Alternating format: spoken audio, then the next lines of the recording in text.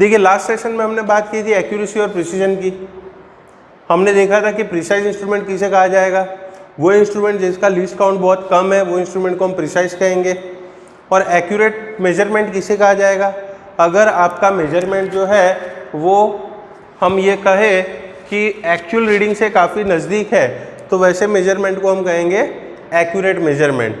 लेकिन फिर भी हमारे जो मेजरमेंट्स है उसमें कहीं ना कहीं एरर आ सकता है।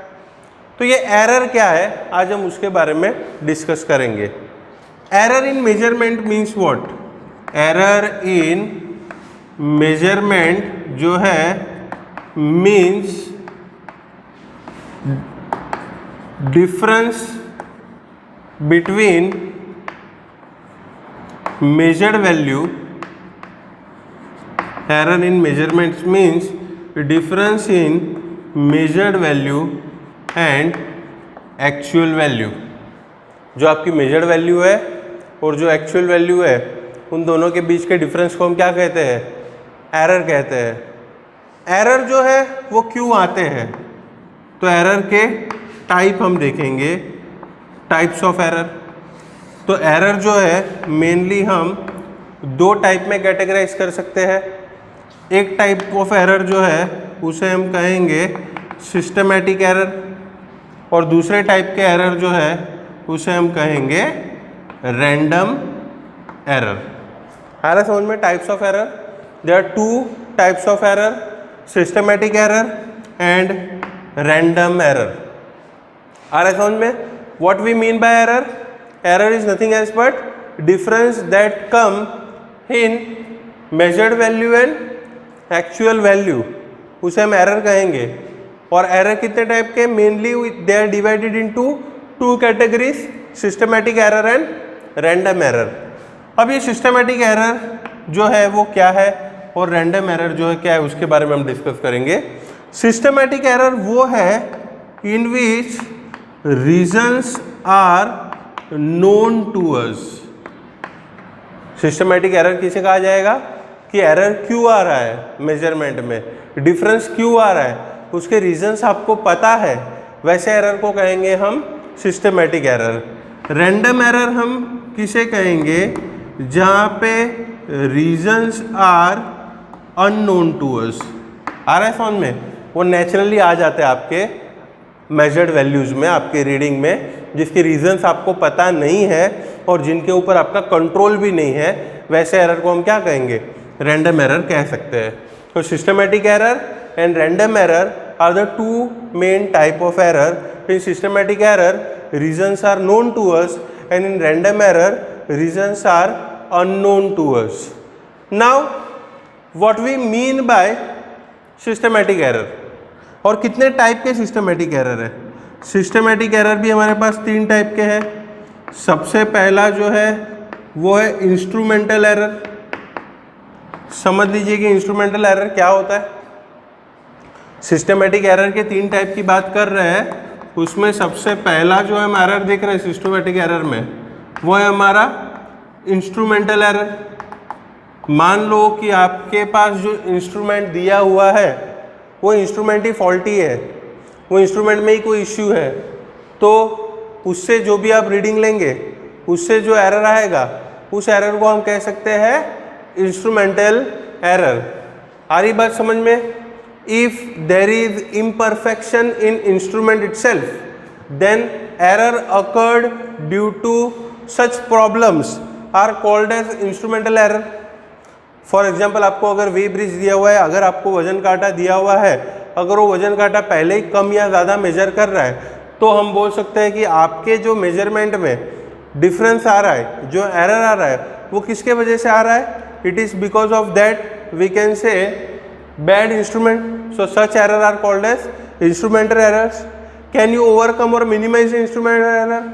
Of course by repairing the instrument or by replacing the instrument we can remove or we can minimize instrumental error। आ रही बात समझ में। सिस्टमैटिक एरर में जो फर्स्ट मेथड है या तो फर्स्ट टाइप है वो है इंस्ट्रूमेंटल एरर। इंस्ट्रूमेंटल एरर मतलब जो इंस्ट्रूमेंट से आप मेजरमेंट कर रहे हो, अगर वो इंस्ट्रूमेंट ही गलत है तो उसके वजह से जो एरर आएगा उसे हम कह सकते हैं इंस्ट्रूमेंटल एरर। दूसरा जो एरर है, सिस्टमेटिक एरर है, वो है imperfection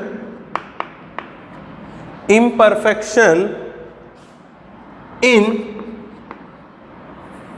experimental procedure.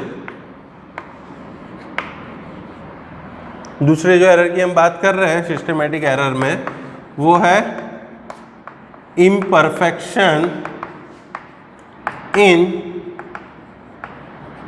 Experimental procedure या लैक ऑफ टेक्निकल नॉलेज भी हम इसे कह सकते हैं। आपको इंस्ट्रूमेंट दिया हुआ है जो एकदम परफेक्ट है। अगर इंस्ट्रूमेंट परफेक्ट है तो उसका मतलब है कि उसमें इंस्ट्रूमेंटल एरर नहीं है। It is giving you a very accurate readings, but if person doesn't know how to use that particular instrument, उसे पूरी ट्रेनिंग नहीं दी गई है, he doesn't know the technical parameters to use the instrument, then also a problem comes, and such error is called imperfection in experimental technique. If the person who is taking the measurement, who is observing the reading, is not, we can say, been given a proper technique, is not been given a proper training, then he will not be able to use that instrument properly.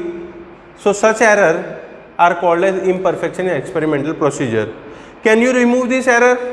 Is it possible to remove this error? Of course, by giving proper knowledge, proper training, by explaining the proper procedure to a person, we can minimize this possibility of error.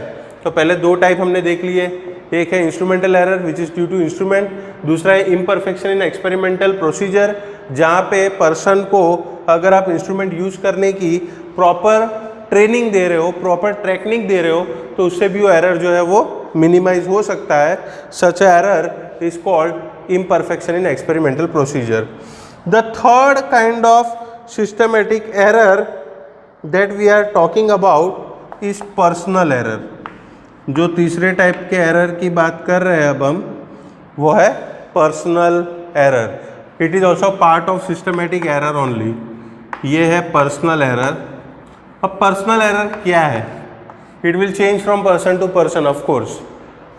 You have been given a proper instrument which is proper calibrated and which is accurate enough. आपको एक instrument दिया है, काफ़ी accurate है, calibrated है, आपको proper training भी दी गई है, तो इम्परफेक्शन एक्सपेरिमेंटल टेक्निक भी नहीं हो सकता। लेकिन अगर अब आप उस पर प्रॉपर ध्यान नहीं दे रहे हो, आपका इंस्ट्रूमेंट प्रॉपर है, आपको प्रॉपर ट्रेनिंग भी दी हुई है, but due to your own negligence if error occurs, such error are called as personal error. आ रहा है समझ में? Instrumental error are due to, we can say, instrument imperfection in experimental procedure.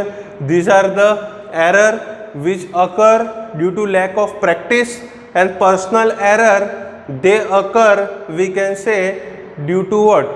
Due to your own negligence, observer's own negligence. Such error called as personal error. लेकिन आप देख सकते हो ये तीनों एरर की खास बात क्या है?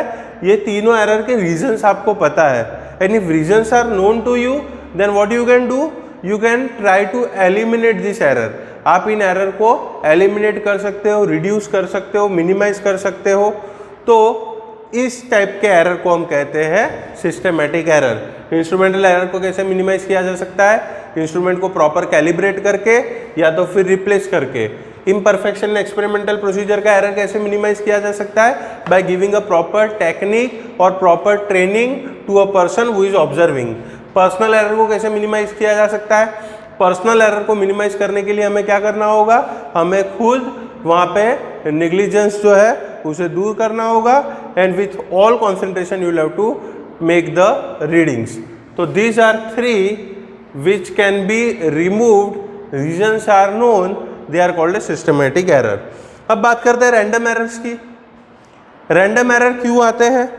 तो मैंने पहले ही कहा है कि रीजन्स आर अननोन।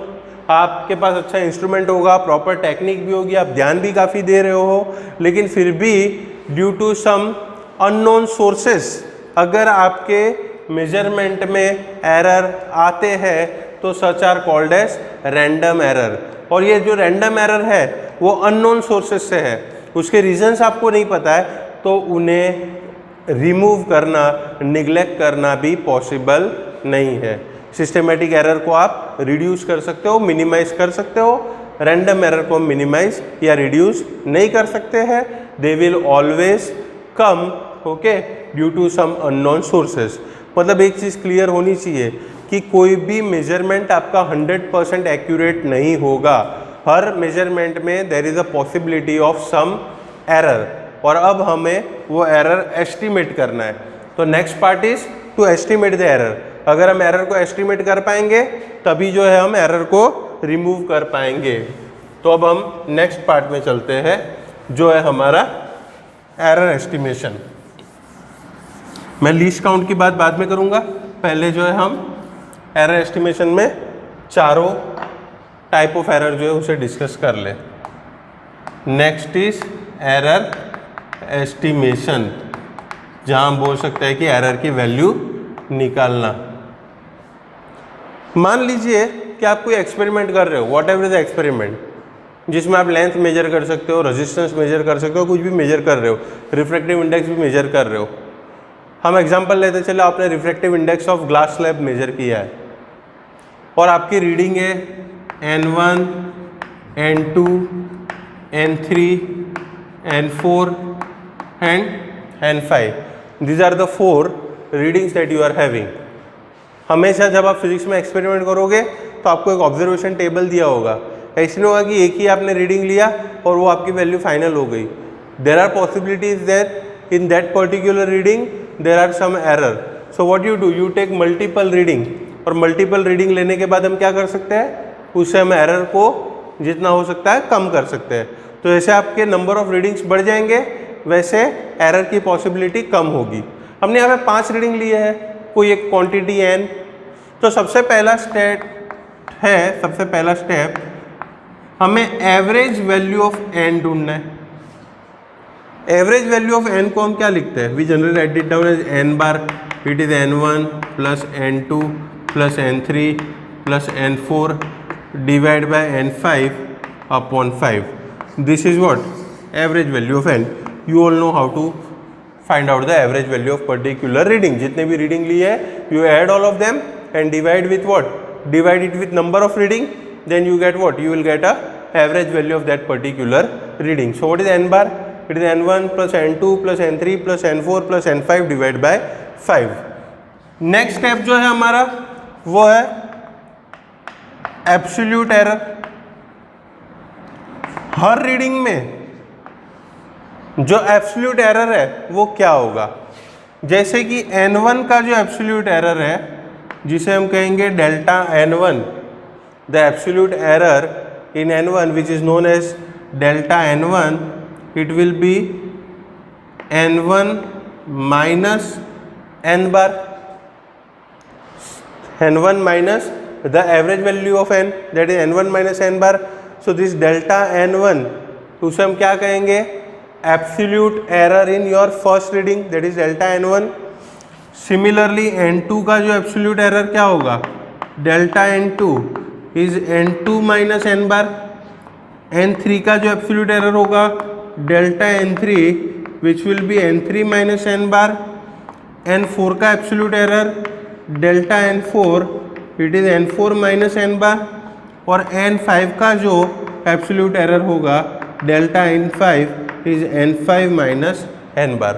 तो आप देख रहे हो कि from each reading if you subtract it's mean value then you get a absolute error in each of your reading. So absolute error in each reading is difference of the measured value and the mean value. You are getting this? What we mean by absolute error? Absolute error is difference between measured value and the mean value. Then comes out average absolute error. अब ये average absolute error क्या होता है? जो average absolute error है हमारा, उसे हम क्या लिख सकते हैं? It can be written as delta N bar. मतलब ये सारे जो एब्सोल्यूट एरर आए हैं, नाम से ही पता चल रहा है, उनका हमें एवरेज वैल्यू लेना है। अब इनमें से कुछ एब्सोल्यूट एरर पॉजिटिव भी होंगे, कुछ वैल्यू नेगेटिव भी होंगे, लेकिन हमें सबका मॉड लेना है, मतलब सबके पॉजिटिव वैल्यू लेना है। Mod of delta N one, mod of delta N two, mod of delta N three, mod of delta N four and mod of delta n5 whole divided by 5 is nothing else but your average absolute error. आ रहा है समझ में? What we mean by average absolute error? You'll have to measure all the absolute error, take the positive values of all absolute error and take a mean of that positive values. Then what you will get? You will get a value of average absolute error. You are getting this? Error estimation के लिए सबसे पहला step, आप average value निकाल लो सारे reading के, फिर हर reading में से आप वो एवरेज वैल्यू को सब्ट्रैक्ट करो, उससे हर रीडिंग का आपको क्या मिलेगा? एब्सोल्यूट एरर मिलेगा। ये हर रीडिंग का जो एब्सोल्यूट एरर है वो पॉजिटिव भी हो सकता है और नेगेटिव भी हो सकता है, लेकिन जब आप एवरेज एब्सोल्यूट एरर निकाल रहे हो तब सबकी आपको पॉजिटिव वैल्यू ही लेनी है। Delta N one plus delta N two plus delta N three, mod of each one of them, that means you are using only the positive values divided by 5। तो ये हो गया आपका एवरेज एब्सोल्यूट एरर। उसका मतलब ये हुआ कि जो वैल्यू ऑफ n जो है उसे लिखा जाएगा n बार प्लस और माइनस डेल्टा n बार। आ रहा है समझ में? आप जो वैल्यू ऑफ n लिख रहे हो, अब जो आपने रीडिंग लिए 5 रीडिंग लिए, लेकिन उसका आंसर क्या होगा? उसका आंसर होगा मीन वैल्यू मतलब कि n बार, और उसमें पॉसिबल एरर क्या है? उसमें पॉसिबल एरर है डेल्टा एन बार। मतलब आप लिख सकते हो कि value of n is n bar plus और माइनस डेल्टा एन बार। उसकी जो मैक्सिमम पॉसिबल वैल्यू होगी वो होगी n bar plus delta L बार, और उसकी जो मिनिमम पॉसिबल वैल्यू होगी वो होगी n bar minus delta N bar. The maximum possible value of n is n bar plus delta N bar. The minimum possible value of n is what? N bar minus delta n bar. So we write down that value as n bar plus or minus delta n bar. This is nothing else but what? Average absolute error. अब उसके बाद हम बात करेंगे relative error की. Relative error क्या होता है हमारा? Del of N. We read it as what? Del of N. Relative error is ratio of average absolute error to what? Average value. Relative error is what? Ratio of average absolute error delta n bar upon the mean value, that is n bar. इन दोनों के ratio को हम क्या कहते हैं? Relative error. And what is percentage error? अगर इस एरर को आपको परसेंटेज में निकालना है, परसेंटेज एरर, तो relative error multiplied by 100 delta N bar divide by N bar into 100, तो ये मिलता है आपको परसेंटेज एरर. तो वैल्यू ऑफ एन आप ऐसे भी लिख सकते हो, या वैल्यू ऑफ एन को आप ऐसे भी लिख सकते हो, एन बार प्लस और minus percentage error. You can write down value of n in this way as well. तो this is the error estimation. Error estimation का first stage, you have to take a multiple reading n1 n2 n3 n4 up to n5, then take a average value of n, सारे reading को add करके वो number of reading से divide कर दो, you get the average value of n. Then you require absolute error. For absolute error आपको क्या करना है? हर रीडिंग में से एवरेज वैल्यू को माइनस करना है, तो आपको एब्सोल्यूट एरर मिलेगा. एवरेज एब्सोल्यूट एरर के लिए क्या करना है हमें? ये जो सारे एब्सोल्यूट एरर मिले उनके पॉजिटिव वैल्यूज का ही मीन निकालना है. तो आपकी जो वैल्यू होगी एन बार प्लस और माइनस डेल्टा एन बार होगी. Maximum value N bar plus delta N बार, मिनिमम वैल्यू एन बार माइनस डेल्टा एन बार. रिलेटिव एरर हम कैसे निकाल सकते हैं? It is ratio of average absolute error upon mean value, and percentage error is relative error multiplied by 100. ये चीज़ जो है आप pause करके एक बार लिख लेना. अब मैं इसका एक एग्जांपल लूँगा जिससे आपको ये जो है क्वेश्चन और ज़्यादा अच्छे से समझ में आ जाए। See will just go through one example so that this concept gets clear. लेकिन याद रखिए आपको क्या करना है, you will have to pause this video earlier and write down all the we can say definition. जैसे एक क्वेश्चन है हमारे पास, एग्जाम्पल नंबर 2.1, 2, 3 और 4 तो हमने कर लिया है। अब मैं डायरेक्टली एग्जाम्पल नंबर 2.7 की बात करूंगा, 5 और 6 को हम बाद में देखते हैं। चलिए, ये एग्जाम्पल नंबर 7 में आपको दिया हुआ है कि आपने जो है एक एक्सपेरिमेंट किया है जिसमें टाइम पीरियड ऑफ पेंडुलम आपने ढूंढे हैं और सारे वैल्यूज जो आ रहे हैं आपके टाइम पीरियड के, पहला t1 आ रहा है 2.63 सेकेंड, t2 की वैल्यू है 2.56 सेकेंड, t3 की value comes out to be 2.42 second, t4 is 2.71 second and t5 is 2.80 second. So this is the experiment in which you have measured value of time period of simple pendulum.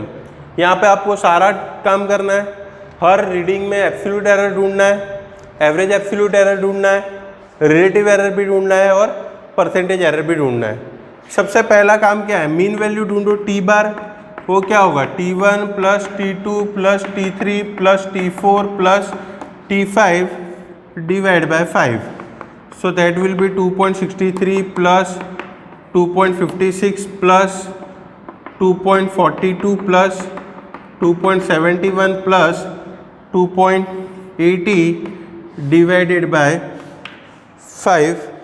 2.63 plus 2.56 2.42 2.71 2.80 it comes out to be 13.12 divided by 5 it is 2.624 second. चलो आपको mean value मिल गई है। What is the mean value, 2.624 second. अब delta t1 क्या होता है, t1 minus T बार 2.63 minus 2.624। Delta t2 क्या होगा, t2 minus T bar 2.56 minus 2.624। Similarly delta t3 will be t3 minus T bar 2.42 minus 2.624। Delta t4 will be t4 minus T bar 2.71 minus 2.624. Delta T5 is T5 minus T bar 2.80 minus 2.624। ये जो सब मिल रहा है मुझे, delta T1, delta T2, delta T3, ये सारे जो है वो एब्सोल्यूट एरर है। 2.63 minus 2.624 it comes out to be 0.006। 2.56 minus 2.624 it comes out to be minus 0.064। 2.42 minus 2.624 it comes out to be minus 0.204। 2.42 minus 2.624 minus 0.204। 2.71 minus 2.624 ये होगा आपका 0.086 और 2.80 minus 2.624 180 minus 624 it is of course 0.176। ये आपको सब क्या मिला है, ये आपको मिली है सब एब्सोल्यूट एरर की values. You are getting this, delta t1 is t1 minus T bar, delta t2 is t2 minus T bar, similarly delta t5 is t5 minus T bar. ये सब आपको वैल्यूज मिली है। अब हमारा ढूंढना है हमें average absolute error. Average absolute error delta T bar क्या होगा, डेल्टा टी बार होगा mod of delta t1 plus mod of delta t2 mod of delta t3 mod of delta t4 mod of delta t5 whole divided by 5. What it will be? 0.006. अब ये minus है लेकिन mod लेना है तो हमें सिर्फ उसकी पॉजिटिव वैल्यू लेना है. 0.064, 0.204, 0.086, 0.176 whole divided by 5. What you have to take? 0.006 plus 0.064, 0.204,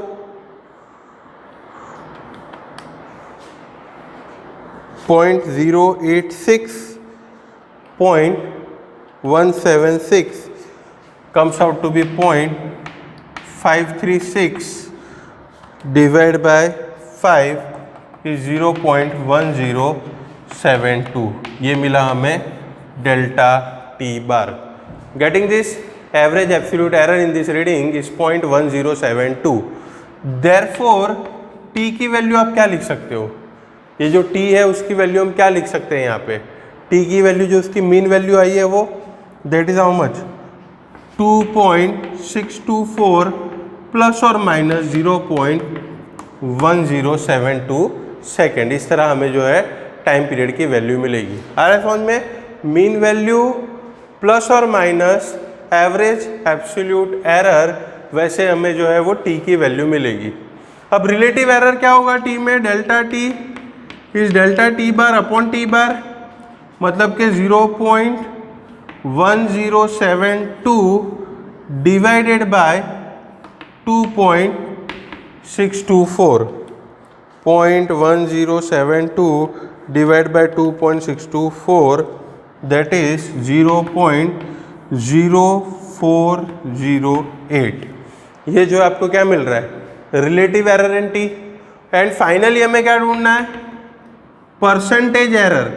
वो क्या होगा? Relative error multiply by 100, 0.0408 multiply by 100, so it comes out to be 4.8%. तो जो टी की वैल्यू लिखने का एक और तरीका है हमारे पास, वो क्या होगा?